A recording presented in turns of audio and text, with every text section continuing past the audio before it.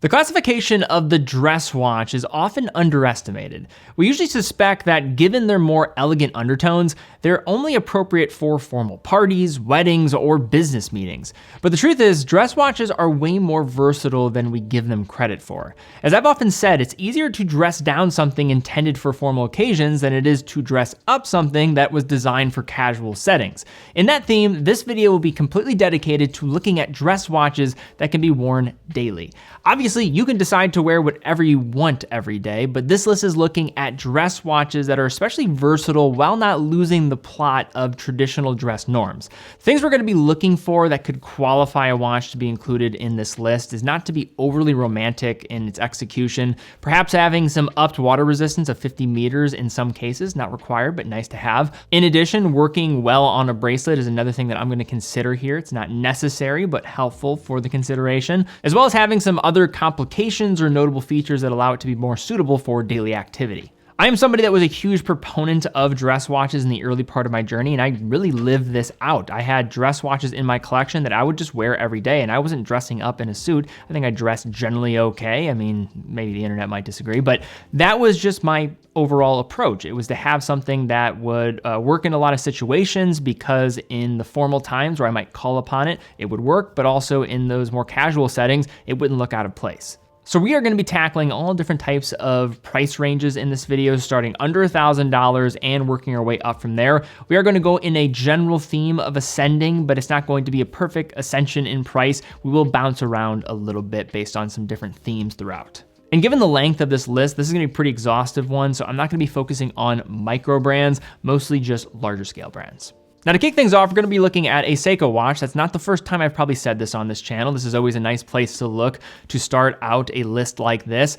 And this is a watch that's in the Cocktail Time family. The Cocktail Time family, well established for over a decade, been a fan favorite with its very emblematic style of this dress passage DNA that is one of the fan favorites from the brand. But we're gonna be looking at something a little bit different. And this was a watch that was released in 2024. When I first saw it, I didn't know what to think of it. I actually wasn't that crazy about it. But then when I saw it in person, I started to try it on. I became more of a fan of it increasingly. And this is the SSK 037, not to be confused with those other SSK GMTs. This is the Presage Cocktail Time GMT. So this watch comes with some casual themes fused with the classic traits that come with the Cocktail Time family. The Cocktail Time family saw its design styles in inspiration coming from cocktails, specifically out of Shibuya in Tokyo. There was a specific mixologist that they worked with to be able to set up those initial design concepts. Now it's ranging into well into the dozens of different colors and has more of this lighthearted feel despite the more mature type of looks on the first impression. This has some of the same traits that you would see in some of the other Cocktail Time families. You have that ribbed sunray style finish on the pattern for the dial, but on the inside you have the 4R34. This was first unveiled in some of the other SSK GMTs in the Seiko 5 family, now being unveiled within the Presage Cocktail Time family. You have that dome hardlex crystal on top, which is pretty good at killing a lot of the reflections. I think they used a flat sapphire. This watch would not have the same charm that it does. 50 meters of water resistance. You also have a bracelet option, this fine link bracelet to choose from. You have the ornate 24-hour marker sitting on the dial with that sophisticated looking GMT hand in the process. So for our next watch, this is from the brand Tissot, and some might be thinking, let's include the gentleman on this list, but I didn't think the gentleman was the appropriate watch to be considered here. I see that more as a casual watch. Yes, it can absolutely work in pretty much any scenario that you throw at it, but it's not just a pure dress watch at its core. So instead, we're gonna be looking at the Chemin de Tourelle. I'm a big fan of this watch, so much so that when my college roommate got married, I was thinking about giving him a watch. He's not a watch guy, but I wanted to, gift him something for the big day. The watch I decided was this one. It was the blue dial Chemin de Tourelle. I think it's just a fantastic choice for a first Swiss watch or a dress watch in this theme. This whole collection was recently updated in the last couple of years, and I think they did a nice job with this new case and dial layout. You have a 39 millimeter diameter, 11.5 millimeters in thickness, a lug to lug of 43.8 millimeters, and getting 50 meters of water resistance, Powermatic 80 movement on the inside, wearable, capable, and the finishing across the board is great. You look at those faceted markers, similar theme to that of the Gentleman, which I think really allows that watch to shine outside of some of the other specs that are brought to the table. And I love the handset on this watch. You have polishing as well as this blasted finish. If you've ever seen the Vacheron Traditionnel, one of my favorite watches from the dress category in general, and this does it at this price range. I love the way that it looks, helps with the legibility, which I think when you're talking about that everyday factor, that's something that is a nice to have. Also, this watch looks just as great on a bracelet as it does on a strap, and you have different configurations you can go for. I would say the one that fits the mold of this video the best will be those linear marking versions rather than the Roman numeral versions. Next up, we have the Frederique Constant Classics Index. This has been on my list for one of the more complete watches for around $1,000 in the dress category. Now, this is certainly a dress watch first, but it does a nice job walking the line of being able to also be casual as well. You have a 40 millimeter case, lug to lug is pretty compact, 46.5 millimeters, 50 meters of water resistance, which I think does it a good favor when you're talking about this video. Sapphire crystal, and you have a Sleeta caliber on the inside. You're just over $1,000 here. You have a black dial version, you have a white dial version. Another aspect of these watches that allow them to get a bit more shine in this video, and quite frankly, just very much shine in general, is going to be the use of superluminova on the dials. It has a pretty good helping of it as well. So now we're heading back to Japan. This is the King Seiko with the SPB 279. I have gone back and forth with my opinion about this watch, but I think where I've ultimately landed on is, despite some of the considerations that were made for the price and positioning, I think overall this is one of the best finished watches that Seiko makes under $2,000. With the bracelet, the case, the faceted markers, this is just a beautiful watch. I think where some people have been hard on it is going to be the movement on the inside. King Seiko has a lot of reputation with its high beat calibers, and to see this caliber on the inside, which is not going to operate at that high frequency, I think some people were having some issues with stomaching that. But in the metal, this watch is absolutely fantastic when you put it on the wrist. You have a 37 millimeter case, 12.1 millimeters in thickness, and a lug to lug of 43.6 millimeters. This feels like a relic of the past, but in the best way possible. It still has these sharp lines, sharp facets, and feels very premium in terms of the finishing that you have available. Also getting 100 meters of water resistance. You would probably not suspect that this watch would have 100 meters of water resistance when first looking at it, but it does. The bracelet is one of the best bracelets that Seiko makes. It does not have micro adjustment, but beyond that, the fine link, I just love how this one just drapes to the wrist. It's smooth, it's comfortable, and that fine link leads to an effortless drape throughout. So now I'm going to introduce a concept and style of watch that I think is one of the best at looking at this concept of being a dress watch, but having some casual upside, and that is a sector dial. Now, sector dials were originally created to allow a wearer to have better readability, legibility, and breaking up the different elements in these circle tracks along the dial. There are many different takes and flavors of the sector dial, and we're gonna go through a few of them here because I think it's perfect at fitting the mold of what we're looking at. And there are plenty to choose from on the market today with some different prices as well to go along with it. Let's start with one under $1,000. This is the Mido Multifort Patrimony.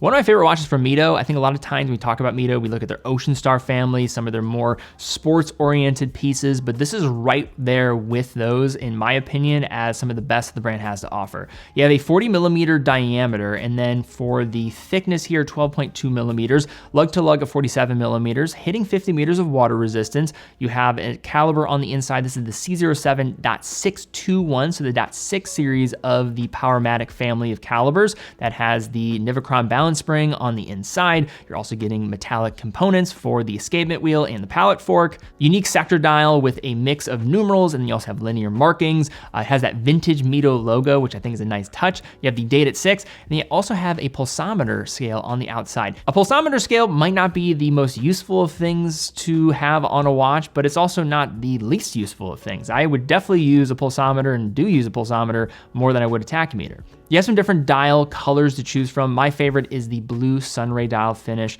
Well-sized case, you have the twisted lugs, box section sapphire crystal, vintage vibe throughout, and some nice features to go along with it. Now for these next two watches, these are two that I would say are relatively underrated in the sector genre at this price range. The first one especially, this is the Alpina Heritage Automatic.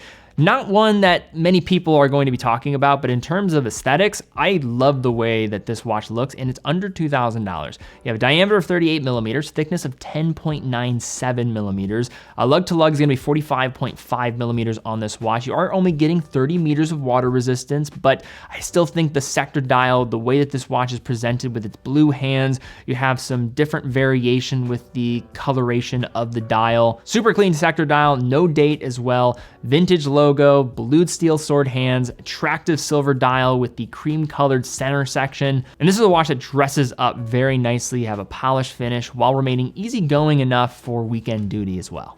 And then for the other one that I would say is underrated in this category would be the Raymond Weil Millesime Automatic. This is the small seconds version. I shouldn't probably jump and say that this is now underrated, because I do think there's become more awareness around this watch and just Raymond Weil in general because of what has come with this release. Now, this was a watch that when it was unveiled, it took a lot of enthusiasts by surprise, just because Raymond Weil for years, it's an independent brand. It was started in the 1970s, 1976, specifically by Raymond Weil, and it's still family owned to this day. L.E. Bernheim, who is the grandson of Raymond Weil, is the CEO. So it has this grounded family roots at the core of the business, but they very much were more of this department store brand and not a brand that was trying to cater to enthusiasts.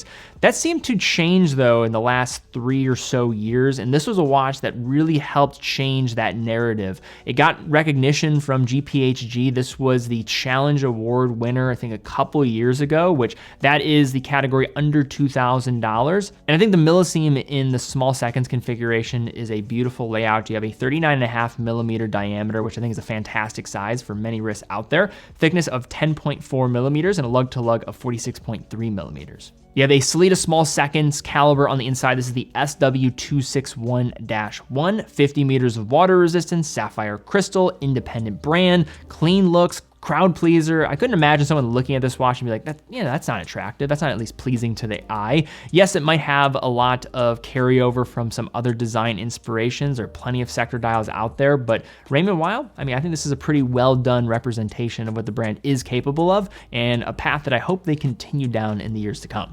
Now we shift to a watch that I personally own, and we actually have a few watches on this list that I personally own, so I'm trying to walk the walk, talk the talk here with what I'm representing and talking about in this video. So the Longines sector dial, absolutely one of my favorite watches that Longines makes to this day. You have the black dial version, you have the silver dial version. The silver dial, strangely only available on the strap. I put a beads of rice bracelet on mine. On the black dial, you can get that one as well with a beads of rice bracelet. It has micro adjustment. You do have to use a tool to do it, but it does come in that class. Very comfortable as well. Case for these watches, 38.5 millimeters, thickness of 10.9 millimeters, and a lug to lug of 47 millimeters. So wears like a 39 on wrist, 30 meters of water resistance, but this watch is as versatile as any in my entire collection. You have the L893 caliber, so that's the small seconds. This is an ETA caliber, at least on the parts front, but this is a proprietary type of concept for Longines. If you're not familiar with Longines, basically within the group, what they do is they get caliber parts from ETA, and they're assembling them from T1 to T3 inside of their watchmaking studio. So basically what this is going to give you is the upside of having a proprietary type of movement with a lot of the upside of in-house without the cost for ownership that comes with in-house, both on the price tag at the initial onset, but also when it comes to down the line of servicing. Longines is in a really nice sweet spot for that in the cost per ownership. Now, speaking of that movement, you're getting a 72-hour power reserve. You have a silicone balance spring on the inside, so 3 days of power reserve, which power reserve I haven't really talked about much throughout this video, but I think it's nice to have. When you're talking about every day, I think being able to have no barrier for you to go and pick up a watch every single day where you have to wind it again, it's nice to have a longer power reserve, even though some might argue, hey, if you're gonna wear it every day, you don't need to actually worry about winding it. But say I do wanna take a couple days off, I think that helps that concept even further. Box section sapphire crystal, very comfortable. Again, that beads of rice bracelet, can't speak highly enough about it. It's one of the best in its category. And I also love the brush case finish as well, which I think will lend to more of this everyday style and not showing wear as easily. So Tudor in recent years definitely has become so infatuated with their dive watches, with the Pelagos as well as the Black Bay, but there are still some great watches within their collection that I don't think get enough attention and appreciation for what they're bringing forth, and one of them is the 1926. I have long championed the 1926 for what it represents. To get into the Rolex Tudor universe for just over $2,000 for this watch is simply phenomenal for what you're getting. Across the board, 41 millimeters, but you also have plenty of different case options to choose from. You have 39, 36.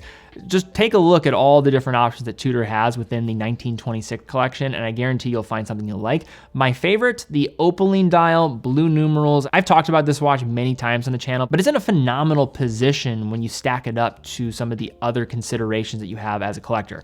On the inside, you have a Sellita caliber. This is one of the only remaining watches from Tudor that uses Sellita calibers. You'll see a lot of the MT Canisi calibers in their lineup, but this is why you're also getting it for just over $2,000 compared to the $3,000 to $5,000 range. 1926 refers to the year that Hans Wilsdorf trademarked the Tudor brand name, and with that you're getting the theme of classical undertones. You have this cross diagonal pattern on the dial, but with all of that, still getting 100 meters of water resistance in the process. Now jumping around to another watch that I own, we have the Junghans Maxbill Chronoscope. Figured the Chronoscope version was a nice spin on this compared to the traditional Maxbill, just to change it up. And also a watch that I personally own, so I like giving a bit of some anecdotes around why I decided to get some of these and why I think it fits the mold here.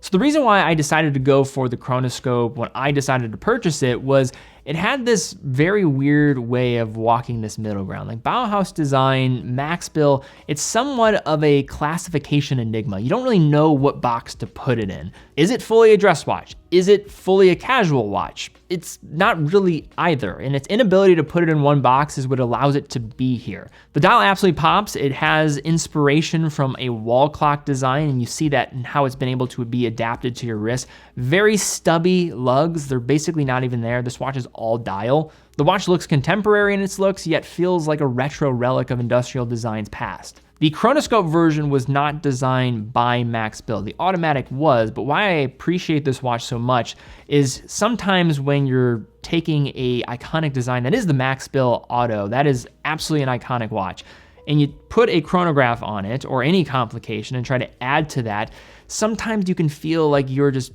completely damning the design, and this is not the case here. You have a complication, it's neatly integrated to it, and I don't think it feels as if it was going into a direction that it never was intended to go down. It feels authentic. It doesn't also decide to have the running 60 seconds, which I think is a very strange feature of a chronograph, but I like it. The dial is so balanced in what it's presenting. You have the logo on the one side, you have the date on the other, and then you have the 2 register display. I love how you have these 4 reciprocating concepts and balance on the dial, and it works seamlessly. Now we have another watch that part of my personal collection. I actually have one on my wrist right now. This is the Nomos Orion. So this was the piece when I was talking through the intro about when I was collecting watches in the beginning, what were some of the themes that I was looking for. This watch embodied those themes so well. The Orion is, in its presence, its package, its design, so perfect at walking the casual side of things as well as the dressy side of things. The case, so thin, 7.4 millimeters, and if I feel like I can't even feel it, that is a benefit to being able to wear it every day. I don't want something that is overly becoming a burden on my wrist. It's comfortable, it's easy to wear, it's light, and I also just love the straps that come with Nomos watches. Shell cordovan, no padding. I like how the strap even feels like a watch that I've owned for years. I don't need to break it in any way. But the Orion, the real reason I love it is because of the design. It's simple, it's clean, it feels very much of a contemporary form, but also is going to be classic. The linear markings with the mix of the tempered blue hands, you also have those gold tone markings on the outside that are simple linear markings. I prefer this compared to some of their other dress designs. And then on the inside, you have the Alpha manual caliber. This is an in-house movement. It's based off of the Pazoo 7001, but the difference here is Nomos is producing this completely in-house, and they're able to do this because of their manufacturing capabilities. They have 3 different sites just in Glashutte alone. They have a manufacturing facility where they're producing even small components, wheels, bridges, everything of that sort. You also have an atelier where they're doing all of the assembly, and they also took over the old train station in Glashutte to do all their corporate activity in their office. Now, Nomos is a serious player. They are the largest producer of mechanical watches out of Germany annually.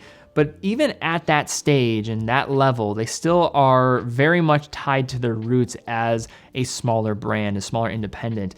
One example of that, and then we'll move on to the next watch. If you look at the ratchet wheel, I'm just looking at it right now, this snailing effect that you see on this is done by one woman, and I think there's two women entirely in the company that have been doing this, and the one woman that does it, I wore this watch and I saw what she was doing and she recognized her work. 25 years she's been doing this. There's only two people in the company that do that. You're talking about a watch that's industrialized $2,000 for a product, and you're getting that level of finish and detail and connection to the artisans there. I just think that's such a cool little anecdote and feature about this company. Here's another watch that's perfect representation of this theme. This is the Baume from the Clifton series from Baume Mercier.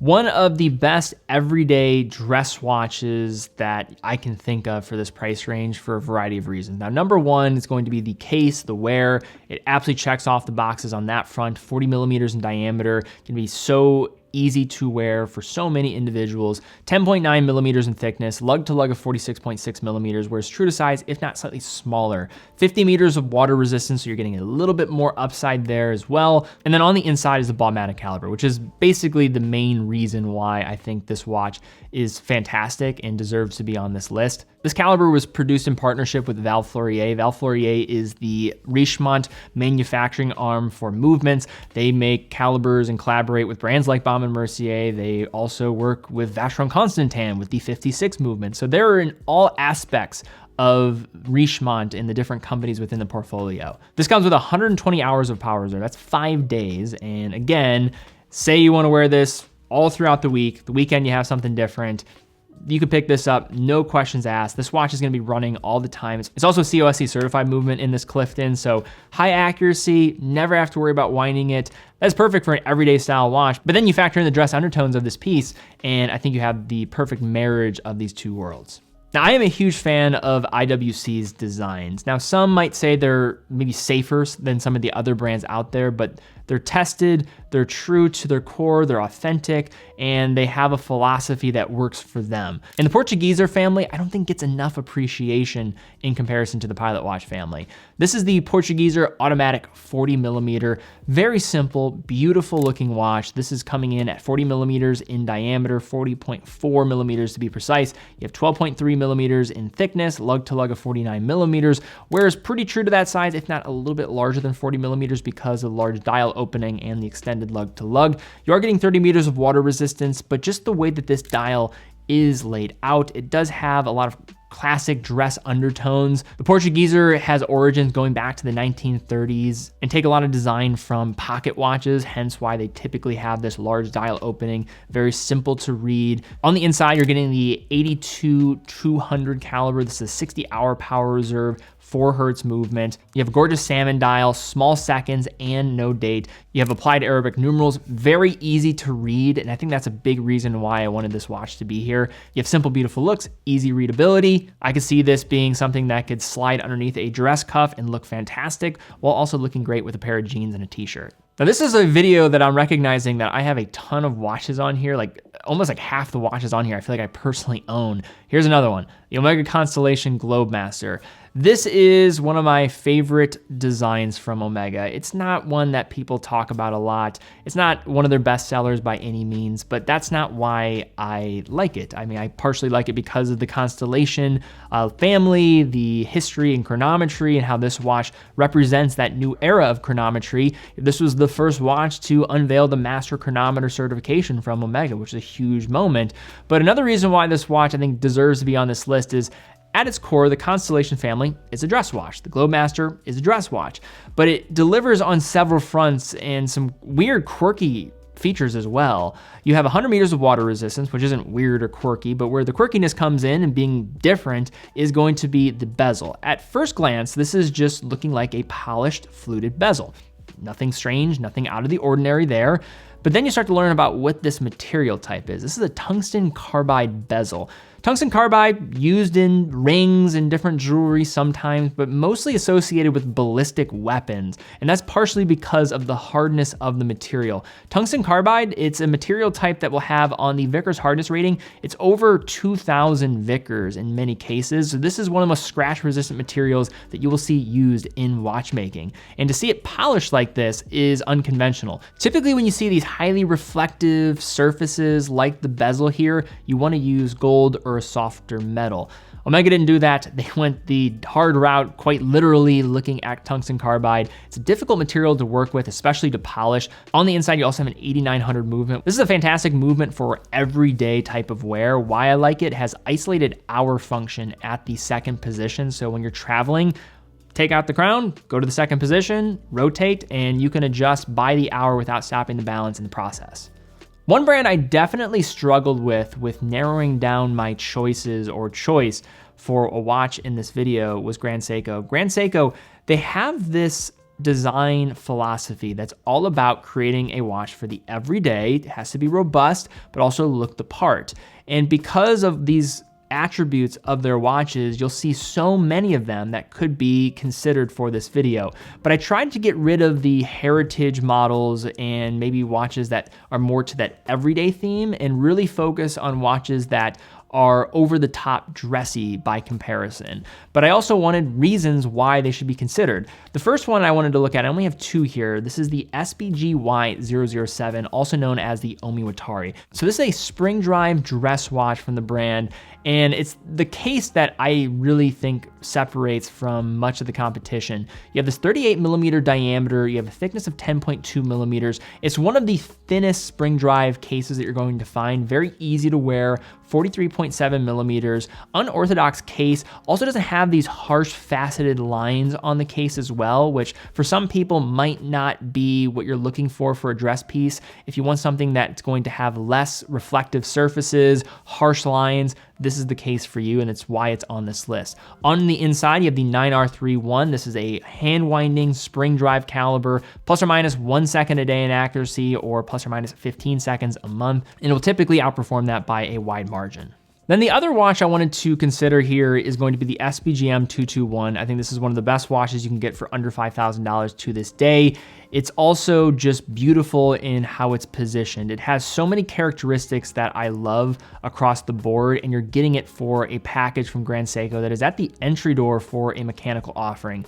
Diameter 39.5 millimeters, so nice middle ground there. It is a little bit high with the case height. That's my only criticism of this watch. It's a little higher than maybe some might look for this categorization of this video, but 13.7 millimeters, it's not over the top. Lug to lug, 46.9 millimeters, water resistance of 30 meters, so that might be another point maybe to bring up, but this is a dress watch. It has this ivory dial, beautiful faceted hands, hour markers, but the details of this piece are just off the charts. I love the ivory with the mixing of those polished elements of the dial while also getting the tempered blue hand that is for that GMT. It's subtle. I also like how in the dressy side of things, the GMT hand is not so in your face. It's still very easy to read, but you also see that 24-hour scale on the inside of the dial allows them to shift how the hand is going to be sized and scaled. On the inside is the 9S66. They have a 3-day power reserve, pretty well decorated. It's not the best looking Grand Seiko movement, but this is an industrialized product produced in-house by Grand Seiko, but the front presentation is one of the most beautiful watches that I think they make, and that's saying a lot considering what they have on the table. So if you look at the Master collection from JLC, you have the Master Ultra Thin, which is more for that dress categorization. And then you have the Master Control series, which is still a dress theme, but it is geared more towards casual settings. So it's the perfect type of watch for this list. You have a 40 millimeter diameter for the one that we're looking at here. This is the Master Control Date, simple 3-hand option, 8.78 millimeters in thickness, so really thin despite not being in the ultra thin family. Lug to lug of 47 millimeters, wears true to its size, getting 50 meters of water resistance as well, so a nice little upgrade there. Then on the inside is the automatic caliber 899. So this is a caliber that was recently updated as well, and it has a redesigned barrel, so it's going to now have 70 hours of power reserve. Movement decoration is quite good, helping set a standard for this price range. You have Geneva stripes, you have perlage, you have a rose gold rotor with that skeletonized JLC logo and heat blued screws throughout. So now I want to get to that upper tier of German watchmaking. There's two watches I want to consider here. I was going in back and forth, should I include the Lange one, but I have another thought here instead. This is the 1815 from Lange, and I think when you look at the Lange one, absolutely could be considered here, but it's almost too precious in its looks, especially because it's only available in precious metals. Same could be said here for this 1815. We're looking at the white gold version, 38.5 millimeters in its diameter, thickness of 8.8 millimeters, and a lug to lug of 45.3 millimeters, 30 meters of water resistance. This watch is not going to be confused with anything other than a dress piece, but with the orientation of the dial, the numerals, how it's presented, I think it is fantastic for the everyday if you wanted to really elevate things. On the inside is the L051.1. You almost have 200 components in this movement alone. It's a beautiful caliber. The caliber has all of the finishing techniques that you would expect from Lange. You have the Glashutte stripes, you have perlage, you have black polishing, gold chatons, and hand engraving on the balance bridge. So here's my take though. Lange 1, Panamatic Lunar, the Pano series in general, both of these designs, I have been very surprised how well they work in casual settings. But if I had to pick between the two in a casual environment while still staying dressy, I'd go with the Panamatic series or the Pano series in general because of what are the other capabilities. Now, one of the reasons is that it's available in stainless steel. And I think for a watch that is going to be your everyday piece, gold just might not always cut it because of maybe being too flashy if you choose a colored metal, or if it's white gold or platinum, it might just be too precious to think about every single day. I mean, you really have to be in a high tax bracket to be able to wear that every single day for one, and then on top of it, be able to bang it around and not worry about it. But for the reason why I wanted to include the Pano series instead is you're getting 50 meters of water resistance, which I think is a nice benefit. And then also you can attach a bracelet. And this is one of the best bracelets in the business, guys. I mean, I love having my Panamatic Lunar on a bracelet. I have a green dial version, and being able to have the on-the-fly adjustment in the clasp with that button, it's hidden. I think it's an amazing combination with the dressy undertones of this watch. Asymmetrical somewhat of this dial, but it also is balanced. I mean, you look at it on the surf and you're thinking this is just a scattered type of approach for a dial layout. But then as you start to zoom out, take a moment and digest what this dial is, you begin to recognize that it is very, very balanced and nothing feels out of place. You have the Pano date, the large 12-hour scale, the 60 seconds working in tandem with the overlapping of the different scales into one seamless idea, and then also having the moon phase indication in the top right. Because of how unorthodox these dials are, they somehow are able to not feel out of place in casual environments. They're not overly romantic in their dress undertones. And because they're harder to pull off and you don't see it often in the industry, I think it allows them to be very capable in a variety of environments. Because of the recent unveiling of watches from Patek Philippe, I don't think we consider some of the understated pieces in their collection enough. Calatrava absolutely has to be mentioned. Now, what is the Calatrava of choice here for a video like this? I was going back and forth. Maybe you could consider the 5226, which is more of this field design, but I decided to go for the 5227G. This is a piece from Patek Philippe that screams modern Calatrava. It doesn't have the hobnail bezel or anything like that. It is not going to feel overly dressy. You can wear this watch daily and never have to think about another watch for the rest of your life. It is the epitome of timeless. You have a 39 millimeter diameter, thickness of 9.24 millimeters, lug to lug of 46.7 millimeters. Yes, you're only getting 30 meters of water resistance, but the dial, the presentation with the linear markings, the black surface for the backdrop here, simple hands. Caliber on the inside is the 26-330 SC. Caliber that is very much of its tier. You have Geneva stripes, beveled edges, gold-filled engraving, and also having that 21 karat gold rotor. I mentioned earlier about how if I was going to go for a precious metal, I think a white gold or a platinum would be my choice here if I'm thinking about the everyday. It's a little bit more of this quiet type of luxury, and I think that's when Patek is at its best. That's really what this brand was all about for years. It wasn't about ostentatious type of wealth and flair that you're going for. I think Patek, and when I appreciate them the most is when you're getting down to what this brand was for so many. It's not to show others of maybe making it. It's just to remind yourself of the hard work that you've had for years to be able to obtain one of these watches. And I think something like the Calatrava here is a representation of that, and a watch that I appreciate a lot. So it might be strange to have this be the final watch in this video, but I can't think of another watch that encompasses the concept of one piece that could be worn every day. Yes, it has a dress theme, but oh my goodness, this thing could be worn every single day for your life. There's a reason why this is the best-selling Rolex watch, or at least I assume it's the best-selling collection from Rolex. This is the Rolex Datejust. You have different sizes to choose from, but even since the 40s, this watch shifted the way I think even consumers looked at a watch in general. It has the perfect amount of flash. You have different bezel options to choose from, different bracelet options to choose from, but it also has utility. It has 100 meters of water resistance. It's beautiful, it's simple. Yes, maybe now people might say it's played out, but I am never upset when I see a Datejust. I love a Datejust. I will never get tired of seeing a Datejust. It's one of these watches for me that I have owned several times, and I don't care how many times I see it on other people's wrists. It's just a watch design that is as timeless as any. You can decide to choose which one you want to go for. Do you want the Jubilee? Do you want the Oyster? Do you want a smooth bezel option? Do you want the fluted bezel option? Do you want two-tone? Do you want a single-tone case option? The one that I would say I would go for, and I think best represents this concept, is the 36mm Jubilee bracelet fluted bezel Datejust. This is as good as it gets for me. I will never get tired of it. It works in every scenario that I could possibly think of. It will never feel out of place. You could maybe mention the 1908, but it's just hard to supplant the Datejust as being the perfect representation of this idea from Rolex, and quite frankly, from any brand anywhere. But all right, guys, that is my video here today, looking at some dress watches that can be worn daily. If you guys enjoyed this video, please give it a thumbs up, subscribe, hit the bell icon. Really do appreciate that. This was actually a fun list for me because I have found that this is a style of watch that I commonly will find myself wearing, and one that I often will collect as well. If you could pick one watch that was included in this video, or maybe not included in this video, that you would recommend, leave a comment down below.